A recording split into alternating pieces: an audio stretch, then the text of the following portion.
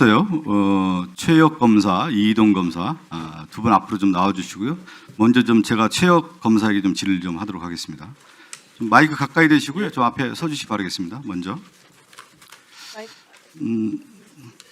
네. 최혁 검사 제 얘기를 좀 잘 따라오시기 바라겠습니다. 윤석열 대통령이 5월 10일 날 취임을 해요. 예. 그리고 5월 24일 날, 5월 26일 날 NSC 회의를 합니다. 여기에 김태효 1차장, 주진우 법률비서관, 26일에는 김성한 안보실장, 주진우 법률비서관 참석을 하고요. 그 이후에 6월 16일 날 해경 수사 결과가 번복이 됩니다.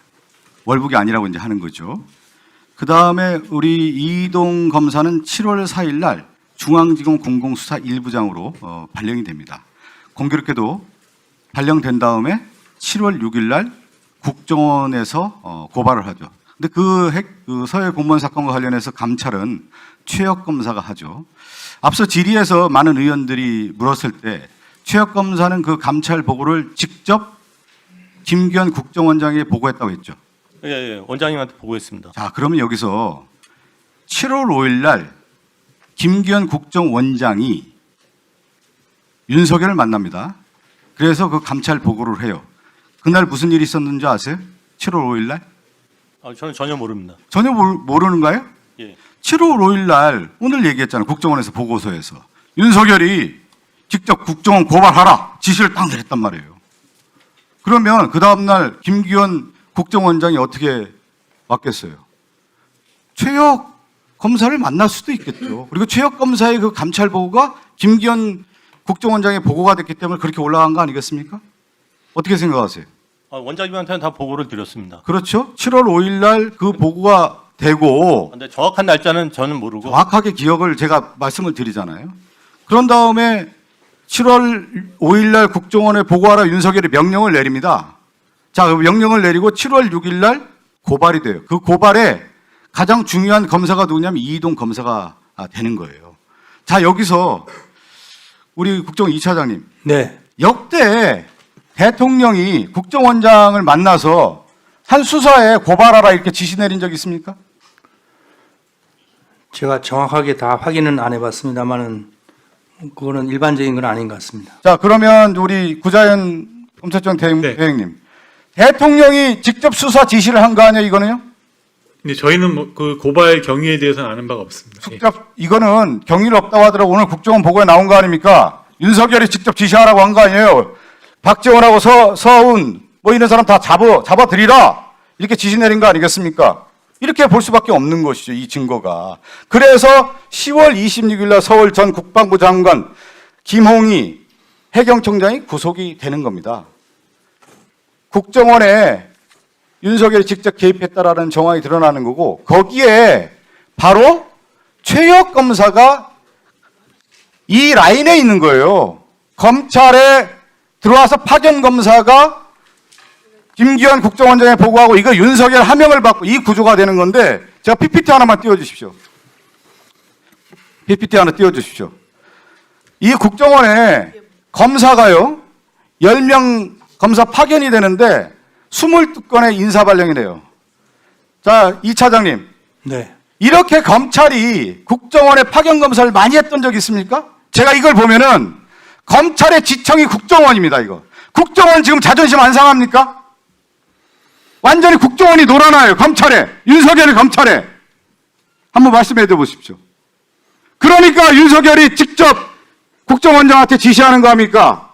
그걸 누가 자료를 다 만들어줘요? 최혁 검사가 다 만들어주는 거 아닙니까, 이거? 이거는 윤석열이 최혁에게 지시했다, 이렇게 되는 겁니다. 그래서 조작이 이루어지는 거예요, 이게 구조가. 국정원에 대해서 어떤 입장이세요? 역대 이렇게 파견 검사가 많았습니까? 이렇게 많이 한 적은 없는 걸로 알고 있습니다. 상식적으로 이해가 안 되죠. 한 집단 이렇게 가는 경우는 없죠. 정무직이라고 하더라도. 최혁 검사 할 말 있어요? 네, 저기 있는 숫자가 정확한 숫자인지 모르겠습니다. 저는 파견 검사 22건 인사발령 이거 검사들 나온 겁니다. 뒷장 한번 넘겨주세요. 그러면 그 검사들 다 나옵니다. 당시에 그 다음에 최혁 검사 다음에 유도인 검사 들어오지 않습니까? 이 검사들 다 일했던 검사들입니다. 제가 자료 다 받은 거예요. 그런데 한 시기가 아니라 지금 수년에 걸친 자료를 지금 제가 얘기했잖아요. 22건의 인사 발령이 있었다고. 그러니까 거기에 기간이- 10명의 검사들이 파견이 됐는데 이 정도가 되는 적이 없다잖아요. 지금 2차장이요. 자, 제가 조금만 시간만 더 주십시오.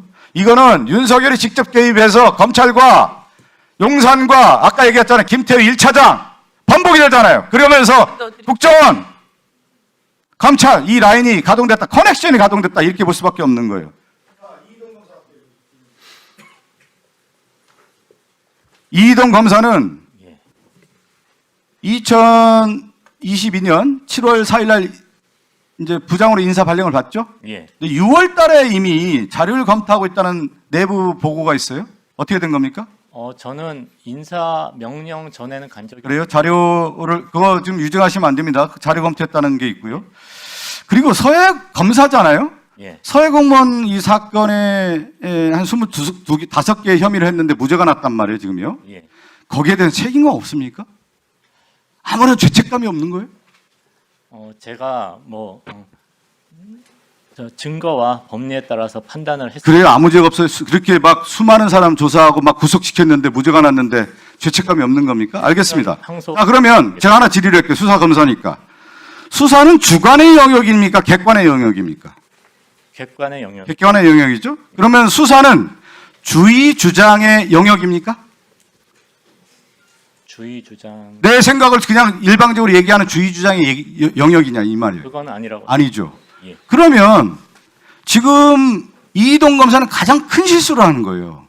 오늘 이 자리 국정조사가 개인의 개헌에 주의 주장을 발표하는 자리입니까? 이 공적인 자리에서 객관적 증거를 얘기하는 자리입니까? 후자인 것 같습니다. 후자죠. 예. 오늘 근데 줄고 예. 개인적 견해라는 주장을 해요. 예. 실종이라고 하는 부분을. 예. 그러면 수사 당시에 이동 검사는 객관적 증거와 실체적 진실이 아니라 내 생각이 이거는 실종이다라고 하고 규정을 하고 이걸 수사했다라고 하는 반증입니다. 이거는. 아닙니다, 위원님. 저는 이제 아까 말씀드렸듯이 여러 증거를 가지고 이거 이제 실족이라고 생각을 자, 하고 제가 하나 얘기를 들어볼게요. 예. 상식적으로 생각해 보세요. 왜 이동 검사는 실족이라고 생각했을까? 1분만 더 주세요. 제가 단추를 해보는 거예요. 저도 추리와 논리로 얘기하는 겁니다. 추리와 논리로. 이동 검사는 왜 실족이라고 주장을 계속했을까? 그거는 실족이면 자진월북이 안 되는 거예요. 그래서 수사가 되는 거예요. 그래서 이걸 규정을 했는데 밑에 검사들이 현명한 거예요. 뭐냐? 실족의 객관적 증거와 정황 증거가 나오지 않아요. 그래서 공소에 실족을 뺀 겁니다. 왜 이 사실을 아냐면 이거는 그 당시에도 여러 논란이 있었어요. 근데 논란이 있었는데 이게 왜 없어졌냐면 객관적 증거와 정황 증거가 없는 거예요. 본 사람이 있어요? 근데 지금 이동 검사는 개인적 견해라고 하면서 주관적 영역, 주의 주장을 계속 얘기한. 이래서 뭐냐면 이 사건은 처음부터 이동 검사가 7월 4일 날 발령받았고 7월 6일 날 고발하는데 7월 5일 날 윤석열이 명령을 내리는 거예요. 하명을 받은 수사를 누가 하냐? 이동 검사가 수사를 하는. 그러니까 이것은 오염된 조작 수사가 될 수밖에 없는 이 커넥션이 형성이 되는 거예요. 왜? 윤석열, 용산, 명령 있고 거기에 김태효, 주진우 법률비서관이 무슨 안보에 왜 NSC 왜 들어와요? 말도 안 되는 거지.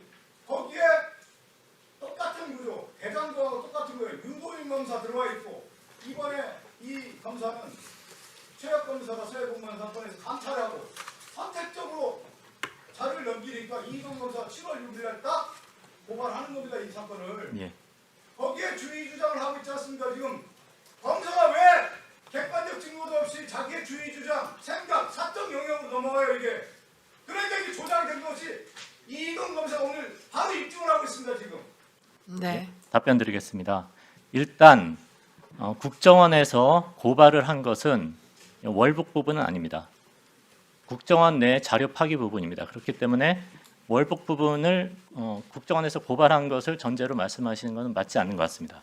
그리고 두 번째, 저와 수사팀은 월북이 아니라는 것에는 자진 월북이 아니라는 것은 일치합니다. 근데 공판팀은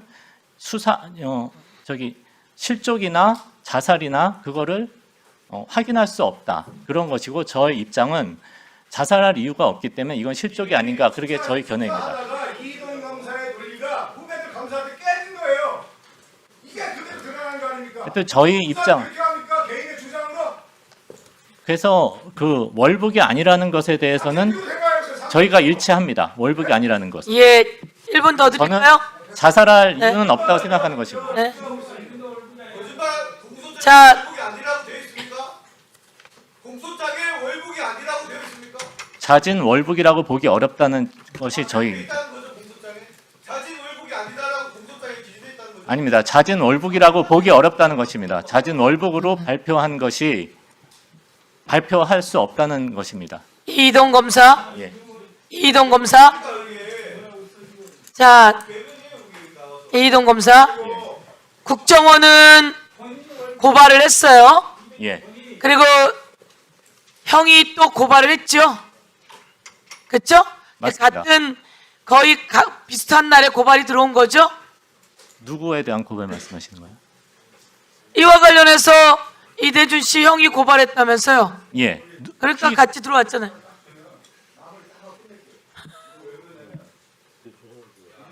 예, 1분 더 드리세요. 우리 국방부 차관님, 제가 얘기를 했잖아요. 앞서 설명 쭉 했죠. 이게 어떻게 전개가 됐는지. 네. 보면은 국방부도 제가 말씀드린 것처럼 5월 24, 26 NSC가 모인 다음에 예? 네. 5월 30일 날 국방부가 이미 5월 30일 날 수사 번복을 전제로 보고서를 작성합니다. 이거 알고 계시죠? 5월 30일 날. 그 자료 검토해 주십시오. 내가 자료 받은 겁니다. 5월 30일 날 국방부 안에서 이미 수사 번복을 전제로 보고서를 작성하고 해경이 우리 해경청장님 예. 6월 16일 날 번복을 합니다. 그런데 그 전날 6월 15일 날 이 매우 중요해요. 하도 이상한 거예요. 그래서 그 당시 윤성현 해경수사정보국장이 발표 전날 6월 16일 날 발표 전날 인천 해경소장에게 1분 전화를 더 합니다. 드리세요. 새로운 증거가 나온 것이 있냐 물었더니 그런 것은 없다. 그랬더니 답변이 어떻게 나오냐? 새 증거 없이 본청에서 발표하라고 지시한다. 이게 핵심이에요. 자, 그러면 이 내용에 대해서 우리 최혁 검사나 이동 검사는 이 내용을 다 묵살해버린 겁니다. 이 증거를 묵살해요. 왜? 오염된 거거든요. 5월 24, 26일 NSC에 명령이 내려가니까 국방부에서 이미 자료 검토했고 그렇게 해서 6월 16일 날 해경에서 번복하고 그런데 너무 이상하니까 6월 15일 날 수사국장이 전화를 하는 거예요. 해경소장한테. 이게 왜 이렇게 되느냐. 이러한 내용들을 객관적 근거를 무시하고 지금 얘기한 것처럼 수사를 주의 주장, 자신의 주장을 관철시키는 쪽에서의 수사가 전개됐다. 이게 오늘 명백한 증거입니다. 그래서 이 사건이 무죄가 나오고 조작됐다라고 하는 것이 법원에서도 결론이 난 사건이다. 이게 명확하게 딱 떨어지는 사건인 겁니다. 이게 지금 이 두 검사들 왜 이렇습니까? 왜 이렇게까지 온 거예요? 왜? 예, 수고하셨습니다. 그 이동 검사, 예. 이동 증인, 해류가 그때 북쪽으로 흘렀나요? 아니면 남쪽으로 흘렀나요? 제가 기억하기로는 북쪽으로 흐를 것으로 알고 있습니다. 기억하기로는요? 예. 확인해 주세요. 그때 해류가 박선원 의원님 북쪽으로 흘렀습니까? 남쪽으로 흘렀습니까? 네, 우리 해역으로 흘렀습니다. 네.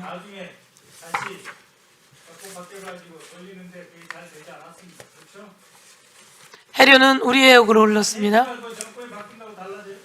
제가 해류가 알기로는 정권이 해류가 바뀌고 달라지냐고요? 남쪽으로 흐르면은 그것을 거슬러서 그쪽으로 가기 쉽지 않다고 알고 있습니다.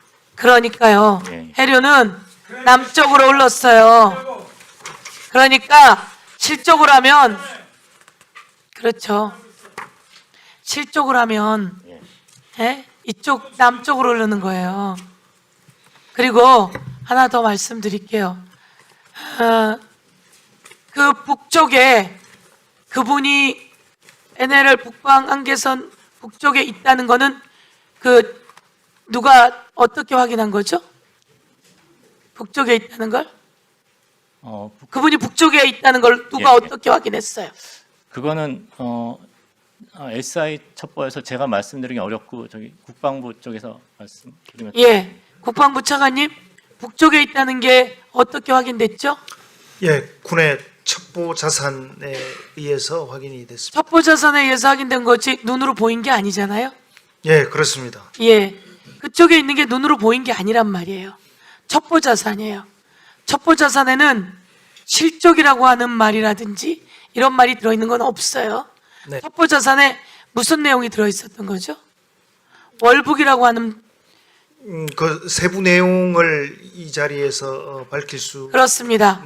세부 내용이 없지만- 다 있어서 예. 거기 있다는 거지. 그렇습니다. 그렇습니다. 그 첩보 내용은 저희가 2020년도에 수사를 할 때 해경에 일체 제공을 해서 그것을 토대로 해서 해경이 당시에 결론을 내렸던 것으로 알고 있습니다. 그렇습니다. 발표했던 것으로 그럼 알고 모든 것에 의해서 판단된 것이에요. 근데 윤석열이 되자 그 모든 것이 변한 게 아무것도 없는데 이동 검사가 그 전 정권에 보복을 하기 시작한 거예요. 이동 검사 예, 그것은 그렇게 하기 시작한 거고, 예. 이동 검사는 이 자리에 그 모든 것이 드러나는 상황 속에 그 주요 인물이 된 거예요. 그리고 아까 이동 검사 이야기했듯이 본인이 하겠다라고 했다고 하지만 지금 윤석열의 지시가 국정원 있었다라고 하는 김규현 국정원장이 윤석열에게 보고를 했고 그 보고 내용 과정에 대통령 지시사항이라고 하는 게 나온 거예요. 그런데 그리고 거기에 김태효, 주진우는 왜 끼죠?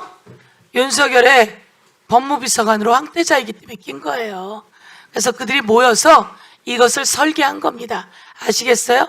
예. 거기에 최혁과 이동이 도구로 사용된 거예요. 예, 위원장님 들어가세요. 잠시 아까 말씀드렸듯이 국정원에서 고발한 것은 국정원 내 자료 파기에 대해서 고발한 것이고 그 기획을 여러분이 잘한 거예요. 전부 다 한 거예요. 그 위에서 다 한 거예요. 월북 유족들이 고발한 것입니다. 그러니까 예. 그게 같이 한 거라고요.